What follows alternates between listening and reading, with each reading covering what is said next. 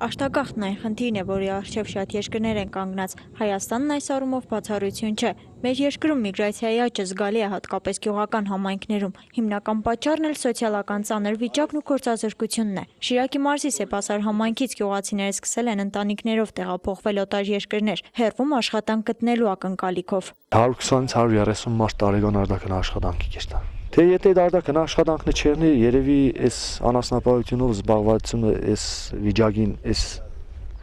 հնարավոր չի անում մարդկանց հետ։ Այդ արդական աշխատանքը ապրուստի միջոց է։ Խնդիրը իհարկե կա, միշտ էլ եղել է։ Մեծամասնությունը գնում են արտաքին աշխատանքի ու շատ ժամանակ չեն էլ գալիս։ Գյուղից շատ էր դուրս համար ստեղ երաժշտաց չի մնա, բոլոր Ռուսաստանը կոպանակ են։ Արտականած աշխատանքի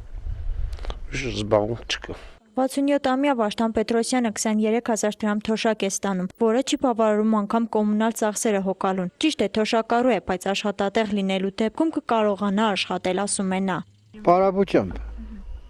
Մեր զբաղվածությունը դրա մեջ է։ Էլի մենք գոյենք այս իշխանությունից որ գոնե պարապ թողում չեն խփում, էլի գոնե այդքանը կթողում։ Բոլորն էլ պարապ են, աշխատանք չունեն, սպասում են իմ թոշակն ստանամ, դրանով էլ ապրեն, ուրիշ ոչինչ չունեն։ Ու տանձից են բաղկացած, բայց բոլոր դեպքերում իմ թոշակի վրա նստած է ու տանձ է։ Առավոտ գելենք, թե երկու հատ մալ ունենք, բուրեմ խոտ կուտանք, գելենք ու կանք էստեղ կանենք, մրսենք, թողենք կերտանք թող։ Այդ է մեր